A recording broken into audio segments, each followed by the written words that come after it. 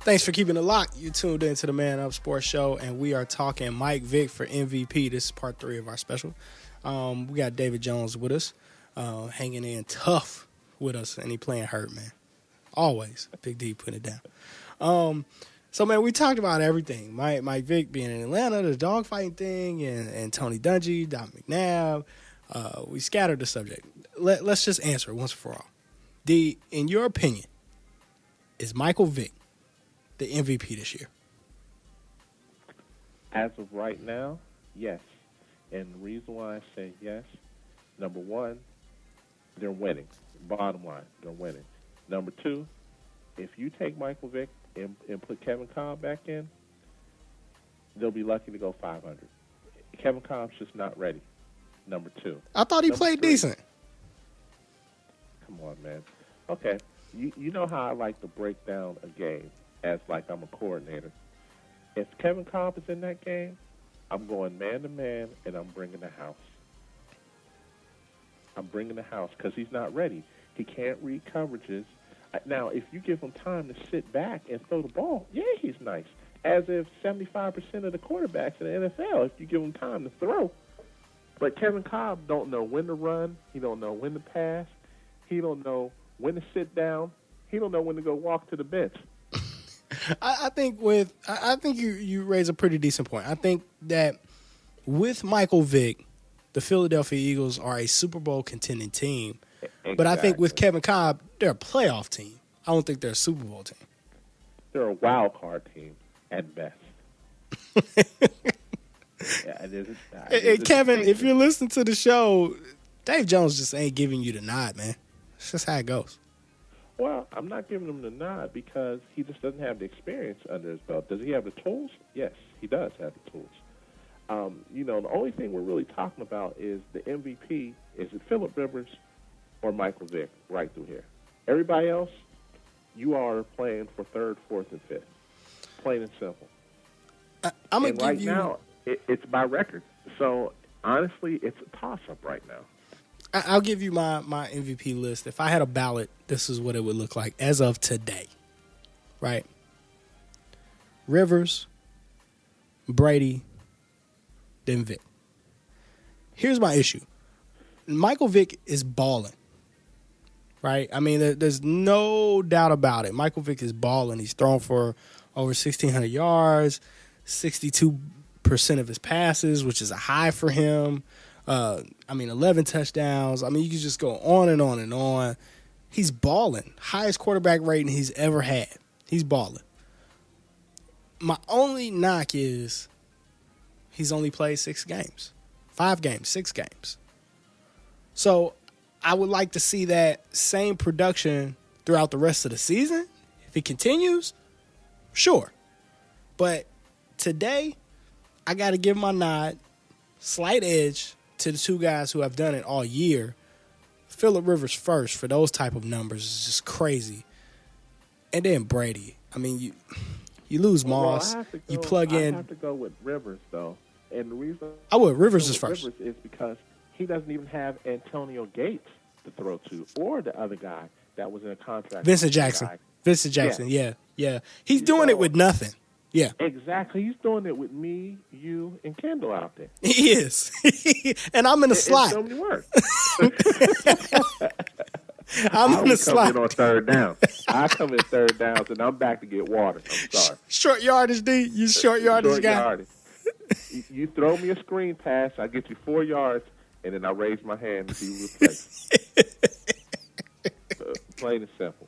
But no, and that's why I have to give the nod to Phillip Rivers because, honestly, if we're going to go by that standard, you got to bring Peyton Manning up as well because, he's lost Dallas Clark. He's lost everybody on the receiving corps has almost been hurt at some time or another. Now, would I say Peyton Manning should win it? No, but by what we just talked about, his name would have to be mentioned as well. Tom Brady is your classic.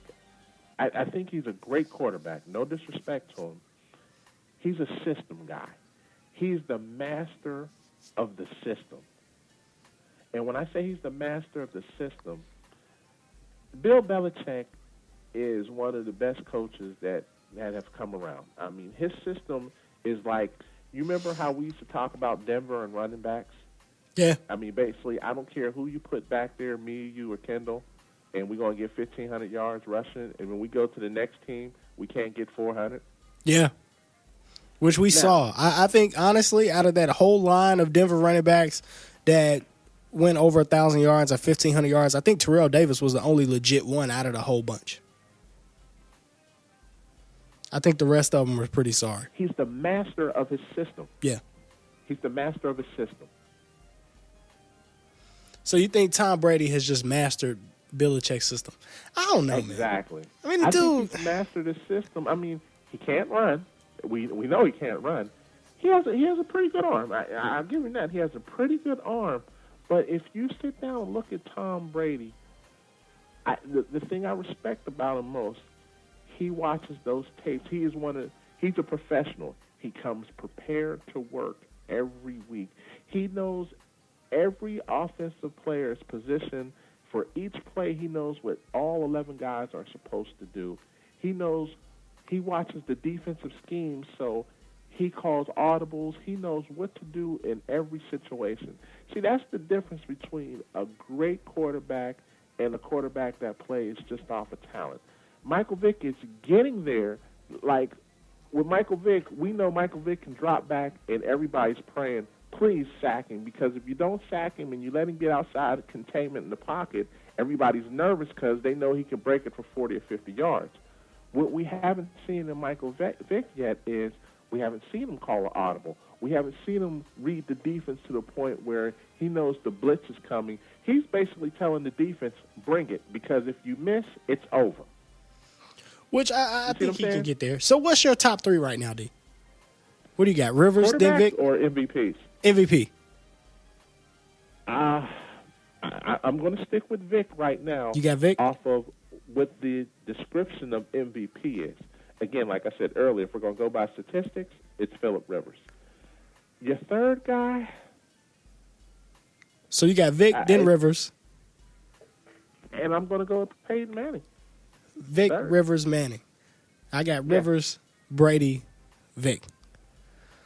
So Okay. I'm going to close this out with this. And I do. I agree with you. Vick, by the end of the season, could very well be MVP and deserve it by the end of the year. As I said, my only knock is how many games he's played. I'm going to close it out with this. Here's the one final thing that disturbs me about this is that I've heard so many people say that they will never forgive Mike Vick for what happened. That they were truly hurt by, the pictures. I think it's the pictures that you saw what happens to dogs who are actually put through those dog fighting things. And it's inhumane. It's an awful thing. But here's my one thing to say about that. As believers, right, as Christians, we understand, or we should understand, that you have to forgive. You have to forgive because, number one, we have all been forgiven, right? I mean, I don't think that anybody has come away in life and lived squeaky clean. We see in the Bible, Luke 11:4, Jesus giving the disciples an example of how to pray. And verse 4 from the NIV says, forgive us our sins, for we also forgive everyone who sins against us. Forgiveness is key. And I think when I see that, I see it as very painful. And I think sometimes people forget and they tend to write people off a little too soon, not forgetting that the Bible is littered with people who have made horrid or tremendous mistakes and gone on to do the great things by the calling of God alone, right? I mean, even Moses, he killed a guy. He didn't kill a dog, he killed a guy. And was called by God to lead the children of Israel out of bondage. Now, I'm not comparing Michael Vick to Moses. I don't think Michael Vick was necessarily called by God, I don't know, to do anything, to lead anybody other than the Philadelphia Eagles, possibly to a Super Bowl. I don't know. But I will say that I think we're wrong if a person asks for forgiveness and tries to take steps to better their life, especially under the tutelage of a devout Christian like Tony Dungy, and we still hold that unforgiveness in our heart. I think that's wrong. I think if you're listening, if that's you, check yourself. Man Up Sports, we are out. If you want your questions or comments or anything to be played on the air, shoot us an email, manupsports@gmail.com. You can also find us on Twitter, twitter.com/manupsports. You can check us out on YouTube. If you're hearing this over Facebook, over our app, we're also on YouTube, youtube.com/manupsports. We are out. Peace.